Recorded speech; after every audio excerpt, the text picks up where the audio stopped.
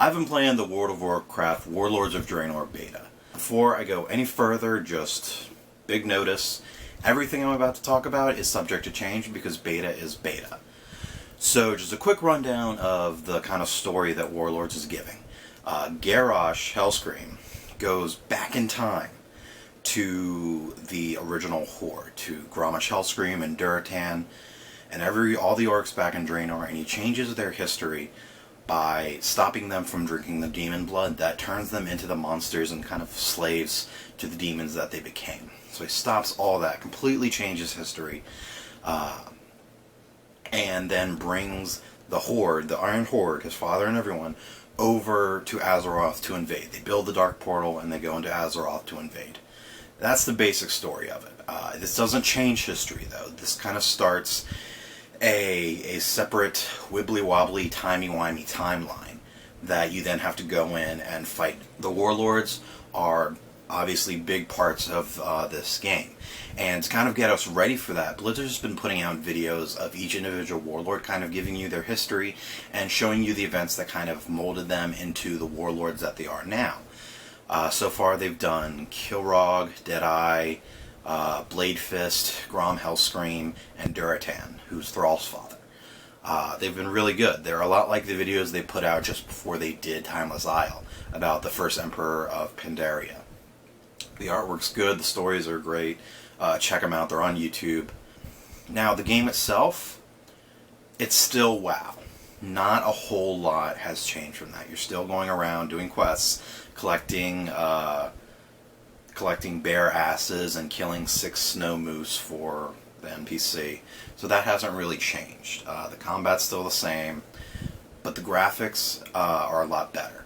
Warlords has basically promised 2 big things to World of Warcraft. One have been graphic changes.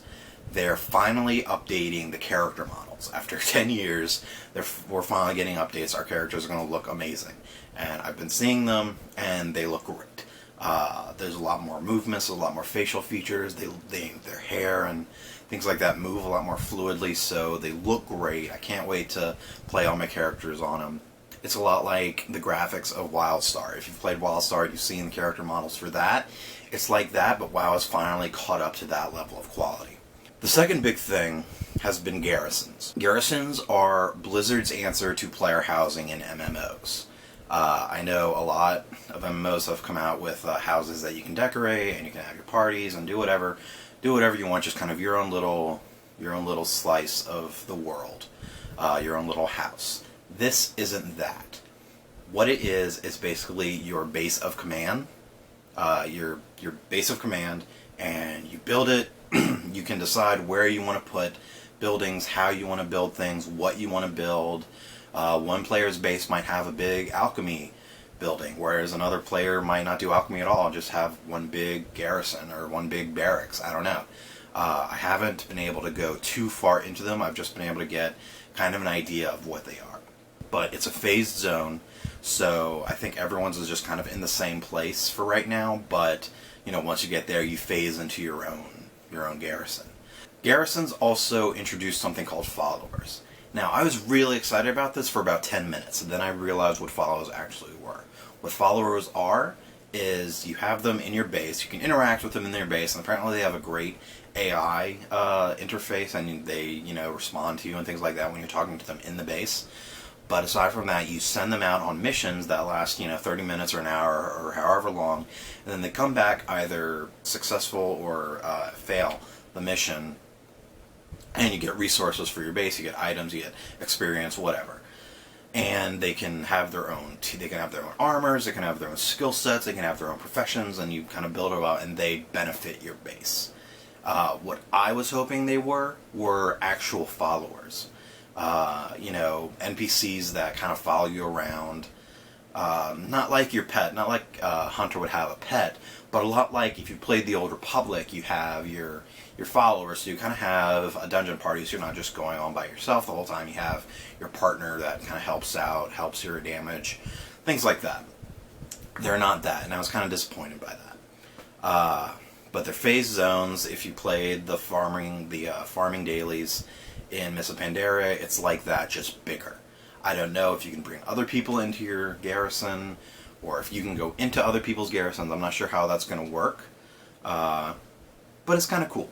You know, it's nice to have your own little place that you can design and build yourself. And I think they've said they want to keep building on that kind of gameplay and put garrisons all over the place where you can just pick a spot.